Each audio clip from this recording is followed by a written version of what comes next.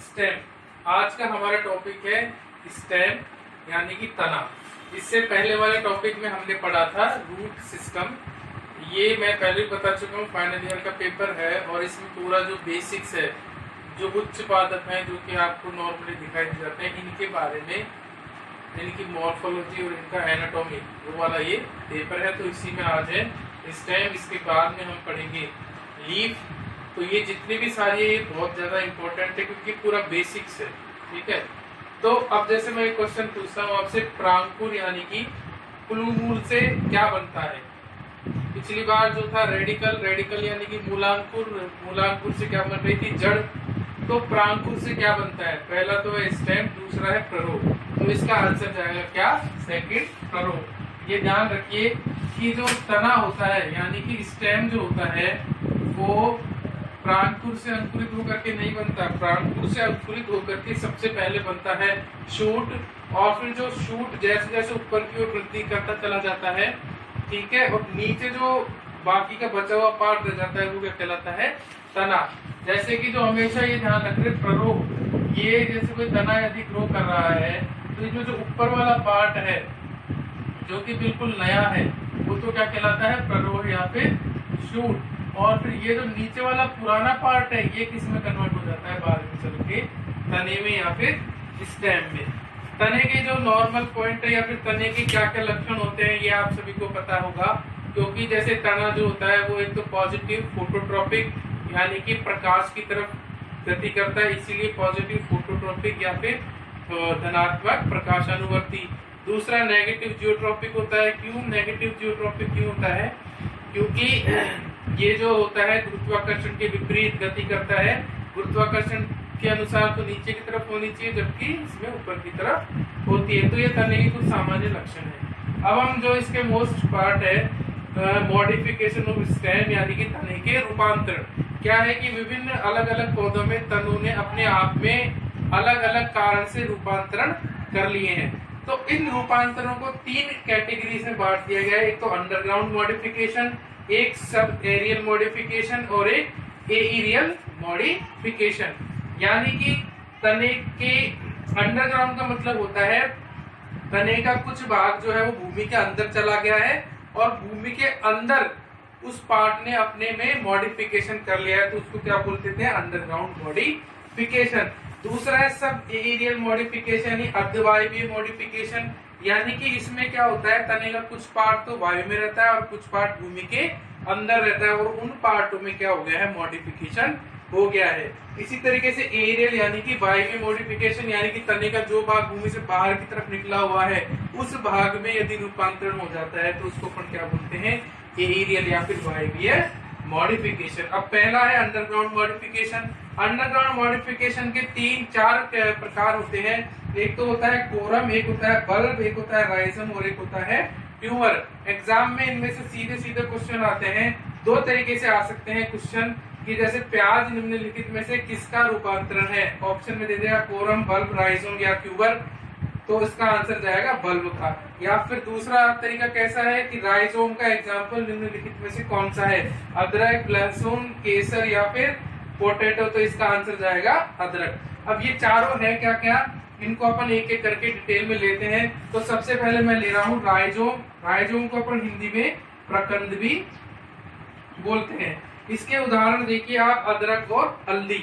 Botanical name मैंने आपको बताया था, जहां पर भी कोई भी कॉमन नेम आए तो उसका बॉटनिकल नेम हमको याद होना चाहिए और दूसरा उसकी फैमिली भी हमको पता होनी चाहिए। मैंने यहाँ पे हल्दी का नाम लिख दिया है कुरकुमा डोमेस्टिका, और अदरक किसका, अदरक का नाम क्या होता है, जिंजिबर ऑफिसिनेट। तो राइजोम क्या होता है, अदरक और हल्दी आपने देखी होगी, अदरक और हल्दी भी एक तरीके से किसका रूपांतरण हो गया, तने का, और वो भी कैसा, अंडरग्राउंड। इसमें क्या होता है कि जो तने के जो पर्व संध्या होती है वो बहुत ही पास पास आ जाती है, ठीक है, और पास पास आकर के बिल्कुल एक तरीके से तना जो होता है वो संघनित रूप हो जाता है। जैसे अपन ने देखेंगे यदि हल्दी का यदि मैं डायग्राम बनाऊं तो हल्दी कुछ इस तरीके की होती है। आप हल्दी या फिर अदरक, तने की एक खास बात होती है कि उसमें पर्व और पर्व संधियां पाई जाती है। क्या पाई जाती है, पर्व और पर्व संधियां। जैसे मान लीजिए ये हल्दी हल्दी है, तो हल्दी में तने की मैंने क्या खास बात बताई कि उसमें पर्व और पर्व संधियां पाई जाती है। देखिए ये तो हो जाएगी, ये वाला जो पार्ट है ये तो क्या कहलाएगा, पर्व, और ये वाला पार्ट जो है ये क्या कहलाती है, पर्व संधि। पर्व संधि यानी कि इस स्थान से क्या निकलती है, पत्तियां जो है वो निकलती है। जिस स्थान से पत्ती निकलती है उसको तो अपन क्या पूछ देते हैं, पर्व संधि या फिर नोड। ठीक है, और दो पर्व संधियों के बीच का स्थान क्या कहलाता है, पर्व या फिर इंटर नोड। तो ये तने में आपको देखने को मिलती है।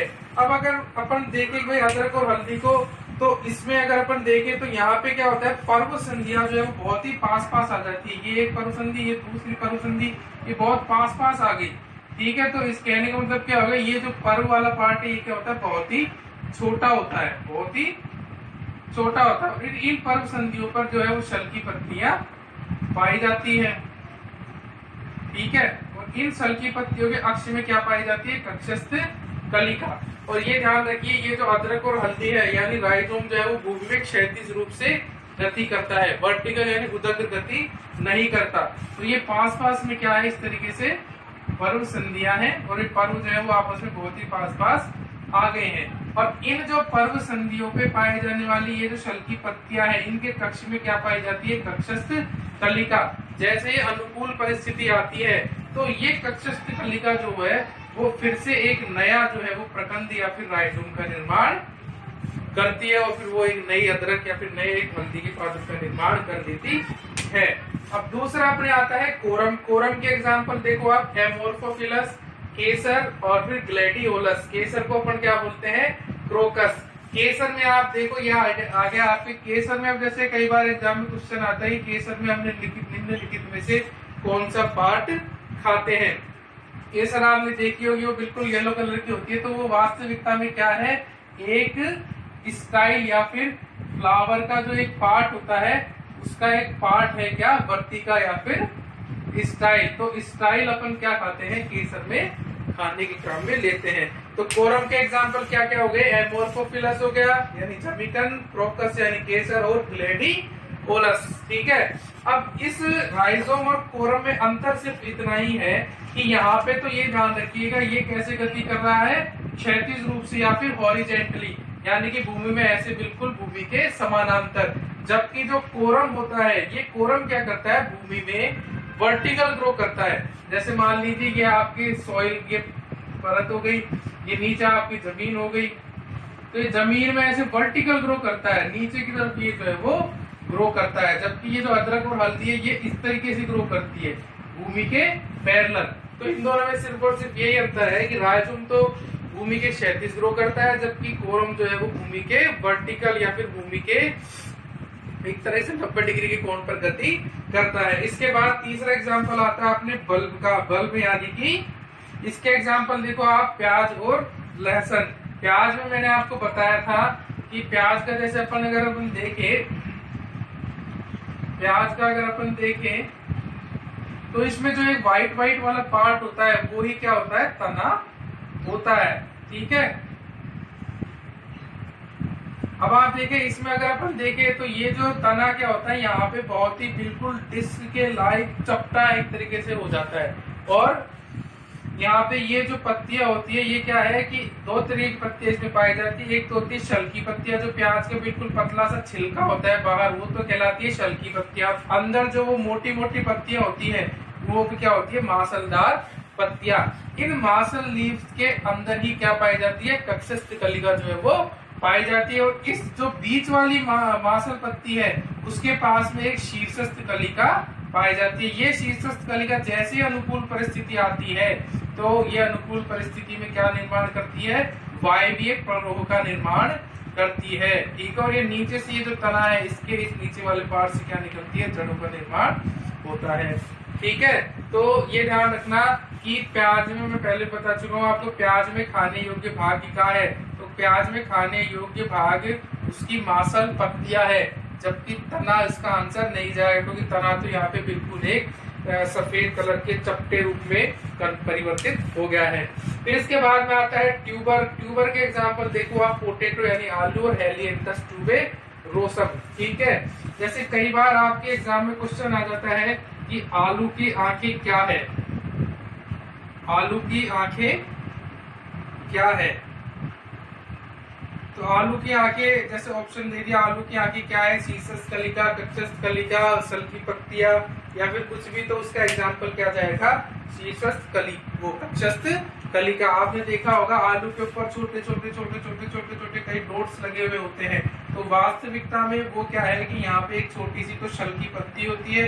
ठीक है, और उस शल की पत्ती के बीच में ये जो शल की पत्ती है, ये जो शल की पत्ती है, इसके कक्ष में क्या पाई जाती है, एक कक्षस्थ कलिका पाई जाती है। जब भी अपन किसी इस आलू को जो अपन भूमि में गाड़ देते हैं या फिर इसको जब अपन ग्रो कराते हैं, तो होता क्या है, ये जो कक्षस्थ कलिका होती है, ये कक्षस्थ कलिका अंकुरित होकर के एक नए पादप का निर्माण करती है। ठीक है, और इस नए पादप के जो पर्व संधि वाला लास्ट का पार्ट है, वो क्या है, फूल करके आलू का निर्माण कर देता है। ठीक है, इस पर्व संधि में थोड़ा पार्ट तो क्या हो जाएगा, जैसे ये कक्षस्थ कलिका अंकुरित हुई तो एक तो वायवीय प्रभाव बनाएगी जो तो बाहर की तरफ निकल जाएगा, और इसका कुछ पार्ट तने का नीचे की तरफ चला जाएगा। उस तने का शीर्षस्थ वाला पार्ट जो भूमि के नीचे गया है, वो फूल करके किसका निर्माण कर देगा, नए आलू का निर्माण कर देगा, नए पोटेटो का निर्माण कर देगा।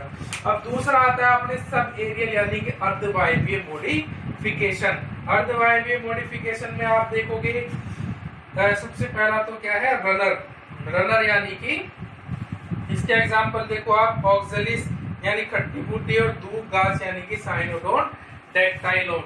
ठीक है, तो इसमें क्या होता है, रनर का मतलब होता है इस तरीके से आप भागने वाला। तो आप देखोगे कि घास में क्या होता है, घास में जैसे कि ये इस तरीके से ग्रो कर रही है घास। ठीक है, तो इसमें क्या होता है, ये इसकी क्या है, पर्व संधि है। तो घास में लास्ट में जो पार्ट है वो तो थोड़ा ऊपर की तरफ उठ जाता है, और ये जो पर्व संधि वाला पार्ट है, ये क्या थोड़ी दूरी तक ग्रो करता है घास, और फिर ऊपर की तरफ उठ जाता है। इससे पर्व संधि वाले पार्ट से नीचे की तरफ क्या निकल आती है, घास, या फिर नीचे की तरफ क्या निकल आती है, जड़ें निकल आती है। ठीक है, और जैसे ही जड़ें निकली तो जड़ें निकल करके फिर ये वाला पार्ट जो है अलग हो जाता है, फिर इससे फिर यहाँ से एक और नया पार्ट ग्रो करने लग जाता है, फिर इससे भी एक नया पार्ट यहाँ पे ग्रो करने लग जाता है। तो इस तरीके से ये घास में क्या होता है, रनर में क्या होती है कि जो तना होता है ना, वो भूमि के ऊपर, भूमि की सतह के ऊपर और क्षैतिज दिशा में भूमि के साथ साथ गति करता चला जाता है, और पर्व संधि वाले पार्ट से नीचे की तरफ क्या निकलती है, जड़ें निकल आती है, और ये जो पूरा का पूरा पार्ट है, फिर ये वाला एक नए रनर या फिर पुत्री रनर की तरह काम करता है, और नए पौधे का या फिर नई घास का निर्माण कर देता है। इसके एग्जाम्पल ध्यान रखना, ऑक्सलिस और फिर खट्टी बूटी और फिर दूब घास। दूसरा है स्टोलोन। स्टोलोन के एग्जाम्पल देखिए, एक तो होता है कचालू जिसको कोलोकेशिया बोलते हैं, स्ट्रॉबेरी और इक्सोरा। तो पहला अपन ने पढ़ा था रनर। रनर में तो क्या होता था कि भूमि की सतह के ऊपर और भूमि के समानांतर ग्रो करते हैं। ठीक है, परंतु स्टोलोन में क्या होता है, भूमि के अंदर जो है वो कुछ पार्ट चला जाता है तने का, और वो भूमि के समानांतर गति करता है। जैसे ये अपना तना है, इस तरह का कुछ पार्ट कहाँ चला गया, भूमि के नीचे चला गया, और भूमि के समानांतर गति करता चला जाता है। ठीक है, और कुछ देर बाद इसमें जो पर्व संधियां पाई जाती है, इसमें जो पर्व संधियां पाई जाती है, इन पर्व संधियों से क्या निकल आती है, जड़ें निकल आती है, और फिर ये ऊपर की ओर किसका निर्माण कर देता है, वायवीय प्ररोह का निर्माण कर देता है। ठीक है, तो ये किस में देखने को मिलता है आपको, कोलोकेशिया और स्ट्रॉबेरी में। जैसे ये वायवीय प्ररोह का निर्माण करता है तो फिर ये वाला पार्ट यहाँ से अलग हो जाता है, और ये एक तरीके से एक नए प्लांट का निर्माण हो जाता है। तो तीसरे नंबर पे आता है अपनी शक्कर। शक्कर के एग्जाम्पल देखिए आप, पुदीना और फिर गुलदाउदी। गुलदाउदी इसको क्या बोलते हैं अपन, क्रिसैंथेमम। गुलदाउदी की हर साल दिसंबर के महीने में राजस्थान यूनिवर्सिटी में जो नर्सरी है वहां पर इसकी प्रदर्शनी लगती है। अगर आप आगे चल के एमएससी करेंगे, और एमएससी यदि राजस्थान यूनिवर्सिटी से करते हैं तो दिसंबर में जाके वहां पे गुलदाउदी की प्रदर्शनी लगती है राजस्थान यूनिवर्सिटी में, तो देख सकते हैं। शक्कर में क्या होता है कि इसमें ध्यान रखिएगा, इसमें भी तने का कुछ पार्ट भूमि के नीचे की तरफ चला जाता है, और इसमें पर्व एवं पर्व संधियां पाई जाती है। तथा ये पार्ट फिर कुछ देर नीचे जाने के बाद में आगे से फिर ये दोबारा से बाहर की तरफ निकल आता है और इसमें जो है पर्व संधि वाला पार्ट है वहां से जड़ें निकल आती है और ऊपर ये वायवीय प्ररोह का निर्माण कर देती है और फिर ये मातृपादप से अलग हो जाती है। इस प्रकार से एक नए पौधे का निर्माण हो जाता है। तो इन दोनों में अंतर क्या है, इसमें तो केवल भूमि के नीचे ही गति होती है, जबकि यहाँ पे भूमि के नीचे गति होने के साथ साथ, भूमि के नीचे ग्रो होने के साथ साथ लास्ट में जाके ये वाली शाखा जो है पुनः भूमि से ऊपर निकल आती है और वायवीय प्ररोह का निर्माण करती है। ठीक है। ऑफसेट ये आपको जलीय पादपों में मिलता है, किसमें, जलीय पादपों में। और इसमें जलीय पादप कौन कौन से, एक तो जैसे पिस्टिया है और जलकुंभी है या फिर आइकोर्निया है। इनमें क्या होता है, इनमें भी यहाँ पे क्या होता है, पर्व जो होता है ना वो केवल और केवल एक ही पर्व जो है वो पादप में देखने को मिलता है। ठीक है। जैसे कि ये जल में ये पत्तियां हो गई, ये भी ये पत्तियां हो गई। ठीक है। तो ये जो दोनों के बीच का पर्व है वो केवल एक ही पर्व है। ठीक है। और इन दोनों स्थानों पर इन पर्व संधियों से नीचे क्या निकल आती है, जड़ें निकल आती है। ठीक है। इस प्रकार से यहाँ पर भी फिर ये आगे की तरफ ग्रो करता है दोबारा से, फिर ये पर्व संधि आ जाती है, यहाँ पर ही नीचे की तरफ जो है जड़ें निकल आती है, ऊपर की तरफ ये नए पौधे का निर्माण हो जाता है। तो यहाँ पे जो तना होता है ना, ये तना क्या है, केवल और केवल एक ही पर्व का है। ठीक है। ये चीज इंपॉर्टेंट है। तो ये किसमें मिलती है, पिस्टिया और जलकुंभी यानी कि आइकोर्निया में। इसके बाद में आता है अपना मोस्ट इंपोर्टेंट पार्ट है वायवीय मॉडिफिकेशन या फिर एरियल मॉडिफिकेशन। इसमें पहला अपन पढ़ते हैं फिलोक्लेड। एग्जाम में सीधा क्वेश्चन आता है, निम्न नागफनी निम्नलिखित में से किसका एग्जाम्पल है, फिलोक्लेड का, क्लेडोड का या स्टेम टेंडिल का। तो एग्जाम आंसर क्या जाएगा, फिलोक्लेड का। फिलोक्लेड के एग्जाम्पल देखो, नागफनी है और फिर कोको लोबा है। नागफनी आपने मोस्टली देखी होगी। ठीक है। इसको अपन ओपुन्सिया भी बोलते हैं, ओपुन्सिया। ठीक है। नागफनी में क्या होता है कि जो तना होता है ना वो तो ग्रीन कलर का हो जाता है और फ्लैट एवं मासल हो जाता है। नागफनी में जैसे आपने देखा होगा, इसमें होता क्या है कि जो तना होता है ना वो तो इस तरीके से ग्रीन कलर का हो जाता है और फ्लैट हो जाता है। ठीक है। चपटा तना हो जाता है। ग्रीन कलर का मतलब ये जो तना है किसका काम कर रहा है, फोटोसिंथेसिस का काम कर रहा है। अब जब तना ग्रीन फ्लैट पत्ती के जैसा हो गया, फोटोसिंथेसिस का काम कर रहा है, तो पत्तियां कहाँ पे चली जाती है इसमें, तो पत्तियां जो होती है वो इसमें किसमें रूपांतरित हो जाती है, कांटों में। यहाँ पे आपने देखा होगा नागफनी के ऊपर छोटे छोटे क्या पाए जाते हैं, कांटे। तो वो जो नागफनी के कांटे हैं वो किसका रूपांतरण है, पत्तियों का रूपांतरण है। ठीक है। और ये जो पूरी ग्रीन फ्लैट लाइक स्ट्रक्चर है ये किसका रूपांतरण है, तने का रूपांतरण है। फिलोक्लेड का एक और एग्जाम्पल क्या है, कोको लोबा। तो कोको लोबा में ध्यान रखना, यहाँ पे मुख्य तना और शाखाएं ही किसमें कन्वर्ट होती है, फिलोक्लेड में। यानी कि मुख्य तना और शाखाएं हरी, चपटी और मासल हो जाती है, परंतु पत्तियां, जैसे यहाँ पे पत्तियां कांटों में रूपांतरित हो गई, नहीं, यहाँ पे पत्तियां क्या रहती है, सामान्य रहती है। मतलब कोको लोबा में तना और शाखा ये भी फोटोसिंथेसिस का काम करती है, तो पत्तियां भी फोटोसिंथेसिस का काम करती है। इसके बाद दूसरा एग्जाम्पल आता है अपना क्लेडोड। क्लेडोड किसमें मिलता है आपको, एस्पेरेगस यानी कि शतावरी में। इसमें एस्पेरेगस यानी कि शतावरी में। इसकी क्लेडोड की क्या है, जब फिलोक्लेड केवल और केवल एक ही पर्व का हो तो उसको अपन क्या बोल देते हैं, क्लेडोड। ध्यान रखना, जब फिलोक्लेड एक ही पर्व का हो तो वो किस में कन्वर्ट हो जाता है, क्लेडोड में। इसमें क्या होता है, मुख्य तना तो वही सामान्य होता है, पार्श्व शाखाएं है ना, ये किस में कन्वर्ट हो जाती है, हरी, चपटी और गूदेदार में। और पत्तियां कैसी हो जाती है, शल्की। जैसे मान लो ये क्या है, एस्पेरेगस का पौधा है, ये क्या है, इसका मुख्य तना है। ठीक है। ये मुख्य तना तो क्या है, नॉर्मल है, परंतु यहाँ पे आप देखोगे कि मैंने क्या कहा कि फिलोक्लेड जब एक पर्व का हो तो यहाँ पे ये इससे जैसे कोई शाखा निकली तो ये शाखा कैसी हो जाती है, मोटी एवं गूदेदार। ठीक है। और यहाँ पे पत्तियां इसके ऊपर क्या पाई जाती है, जैसे शल्की पत्तियां पाई जाती है। ठीक है। इसी तरीके जैसे यहाँ पे ये कोई शाखा निकली तो ये शाखा भी क्या है, एक पर्व की और किसमें कन्वर्ट हो गई है, फिलोक्लेड में। फिलोक्लेड में कन्वर्ट हो गई, मतलब ये कैसी हो गई है, हरी, चपटी और गूदेदार, और इसके ऊपर शल्की पत्तियां पाई जाती है। तना नॉर्मल है। ठीक है। शाखा किसमें कन्वर्ट हो गई, फिलोक्लेड में, और वो भी कैसी, एक पर्व की, और पत्तियां भी यहाँ पे कैसी है, शल्की है। ठीक है। अब इसके बाद में तीसरे नंबर का आता है अपना क्या, स्टेम टेंड्रिल। Stem tendril. ठीक है। टेंड्रिल का मतलब होता है धागे नुमा संरचना। कुछ पौधों में क्या होता है कि जो तना होता है ना वो धागे नुमा संरचना में कन्वर्ट हो जाता है। जैसे आपने देखा होगा खीरे और तरबूज में, खीरे और तरबूज में क्या होता है, तना जो होता है वो धागे नुमा संरचना में कन्वर्ट हो जाता है, और जिसको अपन क्या बोलते हैं, स्टेम टेंड्रिल। अब ये धागे नुमा संरचना क्या करते हैं कि उस पौधे को ऊपर की तरफ आरोहण में सहायता प्रदान करते हैं। खीरे और तरबूज की बेल पाई जाती है, तो बेल जो है जिस किसी चीज के चारों तरफ लपेट करके जो ऊपर की तरफ पहुंचती चली जाती है, तो जिस चीज के द्वारा जो वो लपटी जा रही है, मतलब कि आरोहण में जो सहायता प्रदान कर रहा है वो कौन प्रदान कर रहा है, टेंड्रिल, जो कि वास्तविकता में किसका मॉडिफिकेशन है, तने का ही रूपांतरण है। तो ये ध्यान रखना, टेंड्रिल आगे भी पढ़ेंगे अपन, जैसे मटर में भी टेंड्रिल पाए जाते हैं, परंतु मटर में जो टेंड्रिल होते हैं वो किसका रूपांतरण होते हैं, वहां पे वो रूपांतरण होते हैं पत्तियों का।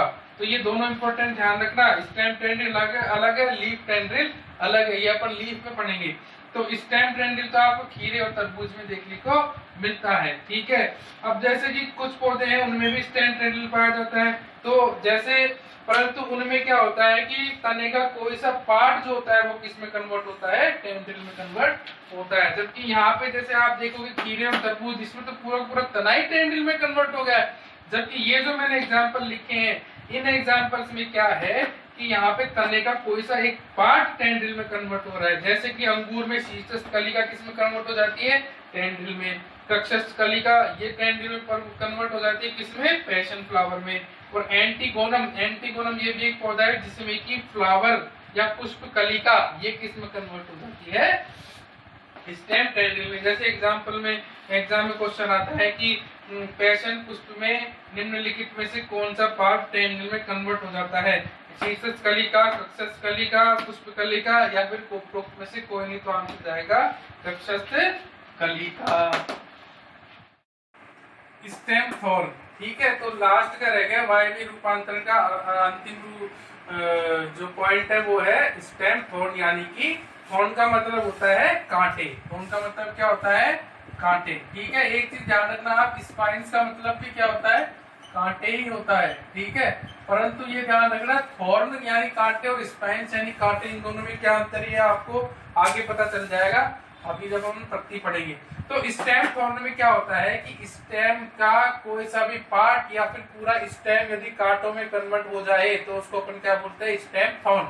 जैसे क्या होता है, मान लो जब कोई सी भी कलिका है, शीर्षस्थ कलिका है, या फिर आप जैसे मान लो कि भाई कक्षस्थ कलिका है, शीर्षस्थ कलिका है, तो वो क्या हो जाती है, लंबी हो जाती है और हार्ड हो जाती है, नुकीली और सीधी, तो वो क्या कहलाती है फिर स्टेम थॉर्न। जैसे मान लो यहाँ पे ये जो कक्षस्थ कलिका थी, ये कक्षस्थ कलिका जो बिल्कुल लंबी सीधी कठोर हो गई है, ठीक है, तो ये किस में कन्वर्ट हो जाती है, फिर इसको अपन क्या बोलने लग जाते हैं, स्टेम थॉर्न। और ये ध्यान रखना, इस स्टेम थॉर्न के ऊपर आपको नॉर्मली जो पत्तियां पाई जाती है वो भी देखने को मिल जाएंगी, और नॉर्मली जो फ्लावर होते हैं वो भी आपको देखने को मिल जाएंगे। जैसे इसके एग्जांपल है सिट्रस यानी नींबू, बोगेनविलिया आपने देखा होगा, नॉर्मली ये घरों के ऊपर, घरों के बाहर जो गेट होता है उसके ऊपर इसको लगा देते हैं, झाड़ी के रूप में पाया जाता है। डूरेंटा और प्रूनस इसके एग्जाम्पल है। नींबू में आपने देखा होगा, नींबू के जो कांटे हैं, अब जैसे क्वेश्चन आता है एग्जाम में, निम्नलिखित में से नींबू के कांटे किसका एग्जाम्पल है, जड़, तना, पत्ती या फ्लावर का, तो एग्जाम्पल जाएगा किसका, आंसर क्या जाएगा, स्टेम का, ठीक है। स्पाइन्स क्या होता है, जैसे बेर में यदि आपने देखा होगा, बेर है और फिर बबूल है, ठीक है, उनमें भी कांटे पाए जाते हैं, परंतु यहाँ पे ये जो कांटे होते हैं ना, ये किसका रूपांतरण होते हैं, ये कांटे होते हैं किसका, स्टिप्यूल्स का रूपांतरण, ठीक है, किसका, स्टिप्यूल्स का रूपांतरण। स्टिप्यूल्स पत्ती का एक पार्ट है, क्या है, पत्ती का एक पार्ट है। तो ध्यान रखना, बेर के कांटे किसके रूपांतरण है, स्टिप्यूल्स का। स्टिप्यूल्स किसका एक पार्ट है, पत्ती का। जबकि ये जो नींबू है, बोगेनविलिया है, इसमें भी कांटे पाए जाते हैं, ये कांटे किसके रूपांतरण है, स्टेम के रूपांतरण